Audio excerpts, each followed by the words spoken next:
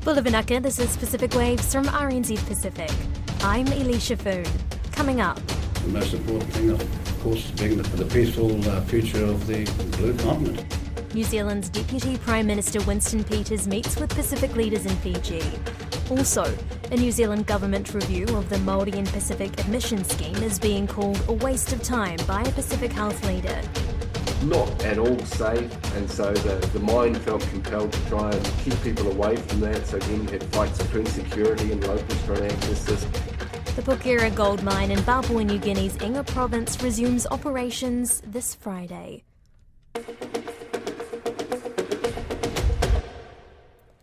New Zealand's Deputy Prime Minister and Minister of Foreign Affairs Winston Peters has set the tone for the coalition government's Pacific engagement, making his first overseas trip to Fiji over the weekend. RNZ Pacific editor Karoi Hawkins accompanied the minister and his delegation and filed this report. Winston Peters says New Zealand has an important role to play in keeping the Pacific region on a peaceful pathway. In Suva on Friday and Saturday, the Deputy Prime Minister met with Prime Minister Sitiveni Rabuka of Fiji, the Secretary-General of the Pacific Islands Forum Henry Puna, and also held an informal breakfast meeting with the President of Tuvalu, Kausea Natano. Talks covered economic resilience, climate action, trade and tourism, labour mobility and people-to-people links. Despite a busy domestic schedule, Winston Peters says as Foreign Minister, he wanted to get out into the region as quickly as possible. It was one of the most important things that we need to be dealing with going forward. First of all, cooperating with Fiji as a critical country, where the Pacific Islands Forum is placed, and looking forward to some of the things we have to work on going into the future. The most important thing, of course, is being the peaceful future of the blue continent, and the key role of New Zealand and Fiji in that. I believe we have big ones on these. Fiji's Prime Minister Sitiveni Rabuka says Winston Peters' return as Deputy Prime Minister and Foreign Minister of New Zealand is good news for the Pacific. The pair held their bilateral meeting at the Grand Pacific Hotel, the first for Winston Peters and for the coalition government since its formation. Sitiveni Rabuka says it's good to have someone who knows the Pacific sitting in Wellington. Over the years, with our association, you understand where we are, where we are trying to get to, and it's been a really good news for us in the Pacific to know that a friend of the Pacific, a person of the Pacific, has been appointed Deputy Prime Minister and Minister for Foreign Affairs. On Saturday, Winston Peters held an informal breakfast meeting with the President of Tuvalu, Kausea Natano, before visiting the Pacific Islands Forum Secretariat. The Forum Secretary-General, Henry Puna, says the Deputy Prime Minister has signalled the new government's seriousness about its Pacific engagement in prioritising a visit to Suva so early in his tenure. Your presence here today, Deputy Prime Minister, as part of your first official visit, sends a very clear message to all that your government will continue to prioritise the Pacific. And as a founding member of this esteemed institution, New Zealand holds a special place in the Pacific regionalism and continues to play an important and instrumental role in driving Pacific priorities within and beyond the oceanic borders of our blue Pacific.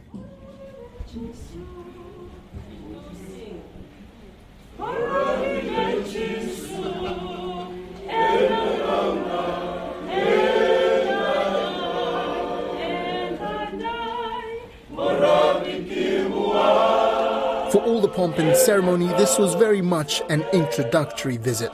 No new announcements or commitments were made. In fact, the only real certainty came from Winston Peters effectively shelving a request from the Prime Minister of Fiji for consideration for visa-free travel to New Zealand. It's something that we have listened to, but we're also a country in New Zealand that has inherited an immigration record in the last 12 months of 128,000 people that was never forecast, never predicted for the new government to handle. And so I tried to make it very clear that we've got a clear and present problem we're trying to fix or work on now. Fiji's Deputy Prime Minister and Minister of Finance, Biman Prasad, says a visa-free Pacific would strengthen regional economies and improve security.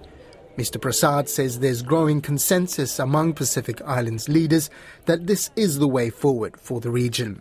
There is a lot more to gain, out of a free movement of people, capital, investments. There is this huge economic potential.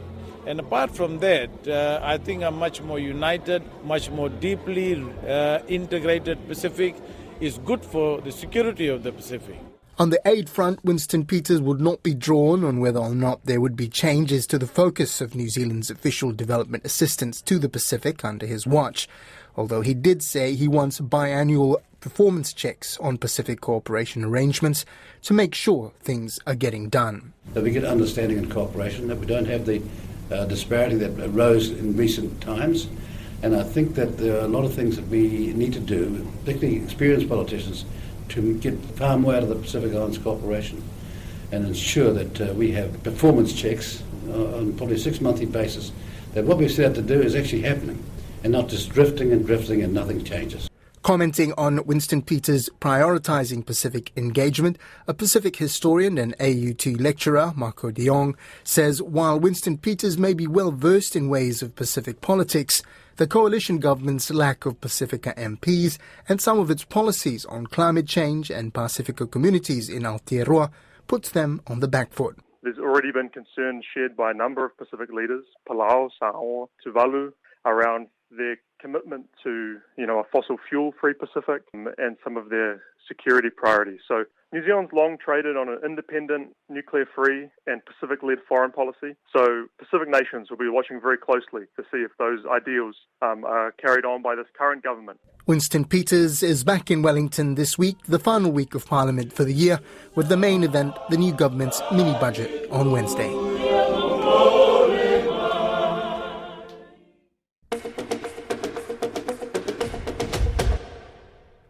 The New Zealand government plans to review a Maori and Pacific admission scheme, despite its own Minister of Health and Pacific Peoples, Dr. Shane Reti, benefiting from it.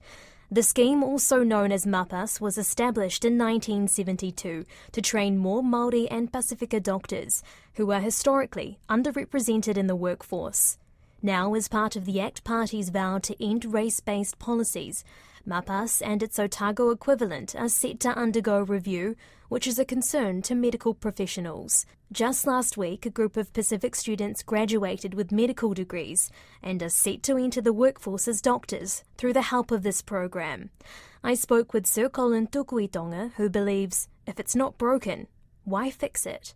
Pacific and Maori students, as compared to their Pākehā colleagues, tend to work in places with Pacific communities. And I'm told, for example, that Maori and Pacific young ones are more likely to enter into general practice compared with their Pākehā colleagues, and therefore a lot more likely to serve in Maori and Pacific communities. So MAPAS is not the problem that people might claim it is. In fact, it's a response to the selection process that has been in place over the years. But as I say, I think your colleague documented the history quite well. I don't really have much more to add to that other than what I've just said. Right. I thought it would be worth kind of talking about the graduation last week. Fantastic event. We graduated 54 medical graduates. 20 of them were Pacific, 6 were Maori and Pacific, so about half Pacific origin. So we're quite excited about that. I mean, it was a fantastic event, I thought. And how important is that pathway? Would it have been possible to have almost half of the graduates Maori and Pacific if it weren't for MAPAS? It would be hard to do, I imagine. If you didn't have these measures in place and affirmative action and support for Maori and Pacific students, it would not have been able, we wouldn't have seen those numbers. If you look at the first half of the MAPAS process, whenever it was started in 72, your colleagues' numbers showed that actually there were very few Maori and Pacific students in the early days, and this is a recent development, what we've just seen with the graduation of 54 of them last week. It was a fantastic celebration. And let's kind of focus on the future as well. What does this mean for New Zealand, for our Māori and Pacific communities? There's been a lot of research done about the importance of having cultural competency and an understanding and making patients feel comfortable and safe. But what does this mean for, I guess, the health outlook for our communities? Well, I've mentioned this a few times. The international evidence shows that if concordance is the jargon, if you have a concordance between your provider, the nurse or the doctor, with the patient, you have better outcomes, not just for the patient and his or her family, but it reduces overall costs to the health system. And that finding has been reproduced in many countries around the world. So our experience is the same. If you match your doctor with the patient in terms of their language, cultural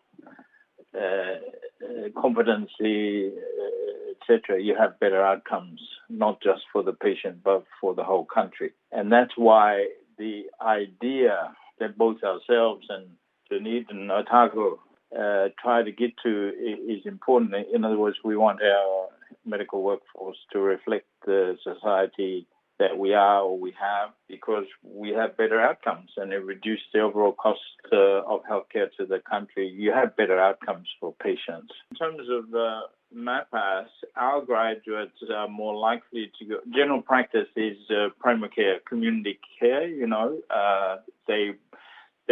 They're less likely to want to set up private practice, and they're more likely to work with Māori providers, Pacific providers in general practice and primary care, serving in those communities. And our graduates are not overrepresented, but they're more likely to be fellows of the College of GPs, which is the primary college looking after community practices. So that much we're confident about. In other words, I think MAPA is quite apart from what we said earlier about outcomes. We know for a fact that they're less likely to leave and go to Australia, and they're more likely to work in communities with Pacific providers, work in primary care. And I think that's an important difference as well. The Porgera gold mine in Papua New Guinea's Enga province is due to restart operations this Friday after years of shutdown over lease talks. It's a mine with a colourful and at times violent past, and RNZ Pacific has been looking back at some of that activity. Massey University human geographer Professor Glenn Banks began his association with the mine when it started in the early 1990s. Here's part 2 of our look back at Porgera with Professor Banks, who spoke to Don Wiseman. It was starting around 2000, but it really started to ramp up in the last, from about 2005 onwards, what's referred to as illegal mining. And what was happening there was that initially it was the mine tailings from the large processing plant that were being panned by locals, largely locals initially, who were finding that the processing plant wasn't extracting all the gold from the ore that went in. So the waste from the mine actually had gold contained in it, and they were using very rudimentary techniques, standing waist deep in these tailings, getting decent amounts of gold out of that. That then led to further developments where you had people entering the mine site, and particularly the open pit, and accessing ore. So they would actually dig lumps of rock out of the open pit, take them back to the surrounding communities outside the mining area and process them. You could walk through villages at various points in time and you'd hear this ding, ding, ding, ding. And that was people crushing by hand the ore that they'd accessed from the open pit. They'd then crush it down, and then they'd use mercury basically to process and to extract the gold from the ore. And this turned into big business, and you were starting to see significant numbers of people, up to 1,000, 1,500 people running around the open pit at night, being chased by mine security. It led to all sorts of vicious episodes. The mine itself has got very steep walls, and people were accessing some of the old tunnels, the old adits that the mining company had previously used. Some people were living in them, accessing those to access ore. So you had people falling to their deaths on the mine walls. You had fights between different groups within these illegal miners over territorial control of different bits of the open pit. So it was really, really messy and complex. And again, that kind of activity really drew in additional migrants. It was part of the reason why young guys would head up to Porgera, was to get involved in the adventure and the potential money involved in this so-called illegal mining. And it was certainly illegal in the sense that they weren't supposed to be in the pit. But the locals themselves talked about these people as being local geologists. So they weren't seen by locals as anything illegal. They were just sort of another form of mining, accessing ore that the mining company wasn't particularly interested in. And there was a third element to this, as well as the tailings and the open pit. Porgera is a very high-grade gold mine. So a lot of the waste rock, the hard waste rock that they dispose of, actually still has ore in it. So you were finding, again, groups of people that would stand waiting for the dump trucks to drop the waste rock in the waste dumps, and people would sort of hang around the edges of that. And when the truck dumped the load of waste rock, they'd all swarm over it. It was quite a sight to see. Not at all safe. And so the mine felt compelled to try and keep people away from that. So again, you had fights between security and locals trying to access this waste rock. They had a fairly strong argument there, or they felt they did, in the sense that the mine didn't want this rock, so why shouldn't they have access to it? So that all created a really complex and unstable social environment up there. And at the same time, you had an active retreat of the national government from a lot of its responsibilities. So health and education, the basic line was that from the government, they never really said it. It was unspoken that, Porgera's got a lot of money. It's got a lot of support from the mine in all sorts of areas. So why should the government really prioritise Porgera? So you were seeing the decline in services up there. Public servants weren't really attracted to Porgera because of the violence that was apparent up there. So over that period of time, from the early 90s through to when I was last up there, you could see an active decline in the level of service delivery, the level of safety in terms of people's lives. They were being crowded out of areas by increasing numbers of people and the expansion of the waste dumps from the mine. So there was less land available for subsistence gardening. It was getting pretty horrendous. And there was increasing pressure locally on the mining company to resettle significant numbers of people from the mine area. And there were a number of studies that were carried out, commissioned by the mining company, that looked at this, but none of them really got very far in terms of actively relocating people en masse from the mining area. That's Pacific Waves for today. To listen back, head over to rnzi.com/programs. We're also on Apple, Spotify and iHeartRadio podcasts. From myself and the RNZ Pacific team, Tōwha Soifua.